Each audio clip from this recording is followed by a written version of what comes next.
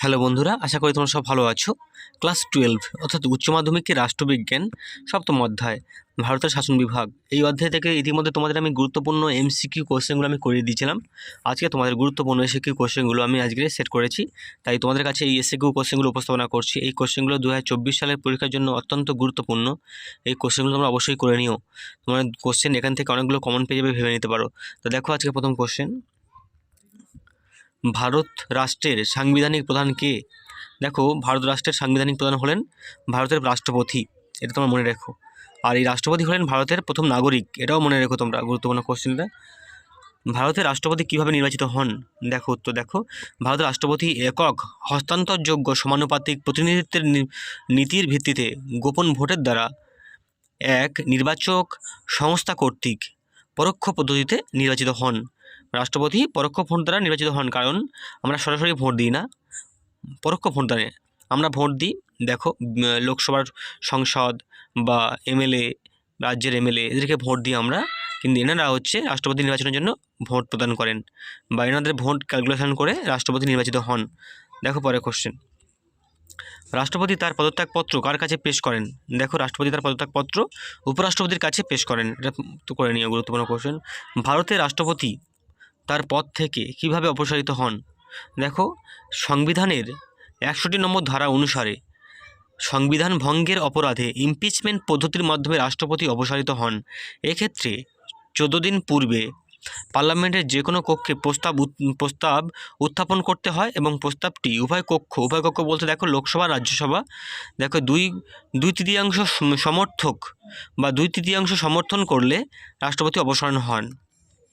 পরের কোশ্চেন দেখো, রাষ্ট্রপতি অনুপস্থিতিতে তার হয়ে কে দায়িত্ব পালন করেন? দেখো, রাষ্ট্রপতির অনুপস্থিতিতে উপরাষ্ট্রপতি তার দায়িত্ব পালন করেন। পরের কোশ্চেন দেখো, ভারতের উপরাষ্ট্রপতিকে কারা নির্বাচন করেন? দেখো, ভারতের পার্লামেন্টের রাজ্যসভা ও লোকসভার উভয় কক্ষের সদস্যদের নিয়ে একটি নির্বাচক সংস্থা কর্তৃক একক হস্তান্তর ভোটের ভিত্তিতে সমানুপাতিক প্রতিনিধিত্বের নিয়মানুযায়ী গোপন ভোটে ভারতের উপরাষ্ট্রপতি নির্বাচিত হন। দেখো, এটাও প্রায় সেই রাষ্ট্রপতি নির্বাচনের প্রায় একই রকম, তোমরা মনে রাখো, গুরুত্বপূর্ণ কোশ্চেন। 7 নম্বর প্রশ্ন দেখো, রাজ্যসভার চেয়ারম্যান পদটির দায়িত্ব কে পালন করেন? দেখো, রাজ্যসভার চেয়ারম্যান দায়িত্বপাতি পালন করেন হচ্ছে উপরাষ্ট্রপতি, মনে রাখবে। মানে ভারতের রাজ্যসভার চেয়ারম্যান বা সভাপতি হন, রাজ্যসভার সভাপতি হন উপরাষ্ট্রপতি। এটা খুব গুরুত্বপূর্ণ কোশ্চেন। ভারতের প্রধানমন্ত্রীর যে কোনো দুটি ক্ষমতা উল্লেখ করো। দেখো, একটা হচ্ছে ক্যাবিনেট মন্ত্রিসভা বলতে পারো, বা ক্যাবিনেটের সভায় সভাপতিত্ব করেন। আর 2 নম্বর দেখো, উপরাষ্ট্রপতির সঙ্গে সরকারের সম্পর্ক বজায় রাখার ক্ষেত্রে প্রধান ভূমিকা পালন করেন। ভারতের প্রধানমন্ত্রী যে কোনো একটি গুরুত্বপূর্ণ কাজ উল্লেখ করো। দেখো, ভারতের প্রধানমন্ত্রী সরকারের প্রধান মুখপাত্র হিসাবে লোকসভায় সরকারি নীতিসমূহের ব্যাখ্যা প্রদান করেন। পরের কোশ্চেন দেখো, সমমর্যাদা সম্পন্ন ব্যক্তিদের মধ্যে অগ্রগণ্য বলে কাকে অভিহিত করা হয়? দেখো, সমমর্যাদা সম্পন্ন ব্যক্তিদের মধ্যে অগ্রগণ্য বলে প্রধানমন্ত্রীকে অভিহিত করা হয়। পরের কোশ্চেন দেখো, কাকে ক্যাবিনেট তোরণের ভিত্তিপ্রস্তর বলা হয়? দেখো, প্রধানমন্ত্রীকে ক্যাবিনেট তোরণের ভিত্তিপ্রস্তর বলা হয়। পরের কোশ্চেন দেখো, ভারতের ক্যাবিনেটের পরিপ্রেক্ষিতে সমানদের মধ্যে প্রথম কাকে বলা হয়? দেখো, ভারতের ক্যাবিনেটের পরিপ্রেক্ষিতে সমানদের মধ্যে প্রধানমন্ত্রীকে বলা হচ্ছে। ভালো কোশ্চেন। পরের কোশ্চেন দেখো, 14 নম্বর, রাজ্যের শাসন বিভাগ কিভাবে গঠিত হয়? দেখো, অঙ্গরাজ্যের শাসন বিভাগ রাজ্যপাল ও রাজ্য মন্ত্রিসভাকে নিয়ে গঠিত হয়। পরের কোশ্চেন দেখো, ভারতের রাজ্যপালরা কিভাবে নিযুক্ত হন? ভারতের রাজ্যগুলিতে রাজ্যপালরা রাষ্ট্রপতি কর্তৃক নিযুক্ত হন। তাহলে এটা মনে রেখো, তাহলে এই রাজ্যপালরা রাষ্ট্রপতি কর্তৃক নিযুক্ত হচ্ছে, মানে রাষ্ট্রপতি রাজ্যপালকে নিযুক্ত করেন, মনে রেখো। রাজ্যপালের যোগ্যতা উল্লেখ করো। দেখো, যোগ্যতা মানে তার নির্বাচন বা তাকে রাজ্যপাল হতে গেলে তাকে কী হচ্ছে শর্ত থাকতে হবে, তা দেখে নাও। কোনো ব্যক্তিকে রাজ্যপাল পদে নিযুক্ত হতে হলে তাকে অবশ্যই ভারতীয় নাগরিক হতে হবে এবং অন্তত কমপক্ষে 35 বছর বয়স্ক হতে হবে। পরের কোশ্চেন দেখো, রাজ্যপালের 2টি আইন প্রণয়ন সংক্রান্ত ক্ষমতা উল্লেখ করো। দেখো, রাজ্য আইনসভার অধিবেশনের স্থগিত থাকাকালে তিনি অধ্যাদেশ বা অর্ডিন্যান্স জারি করতে পারেন। 2 নম্বর দেখো, প্রতি বছর বিধানসভার নির্বাচনের পর যখন প্রথম অধিবেশন শুরু হয় তখন রাজ্যপাল বিধানসভায় কিংবা বিধানমণ্ডলীর যৌথ অধিবেশনগুলিতে ভাষণ প্রদান করে থাকেন। পরের কোশ্চেন দেখো, রাজ্যপালের স্বেচ্ছাধীন ক্ষমতা বলতে কী বোঝো?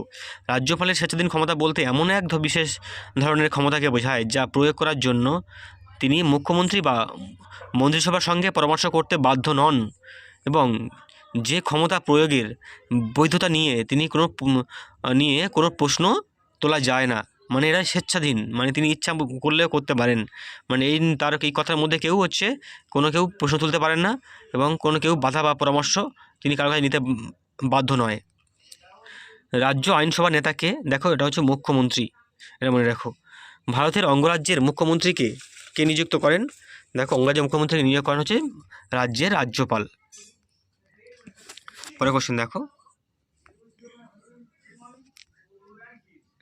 ভারতের অঙ্গরাজ্যের মুখ্যমন্ত্রীর একটি গুরুত্বপূর্ণ কাজ উল্লেখ করো। দেখো, ভারতের অঙ্গরাজ্যের মুখ্যমন্ত্রী জনমতের দিকে সতর্ক দৃষ্টি রেখে সরকারি নীতি নির্ধারণ এবং কার্যাবলী সম্পাদন করে থাকেন। পরের কোশ্চেন দেখো, দুটি সর্বভারতীয় চাকরির নাম উল্লেখ করো। অথবা এরকমভাবে কোশ্চেনটা আসতে পারে, দুটি সর্বভারতীয় কৃত্যকের নাম উল্লেখ করো।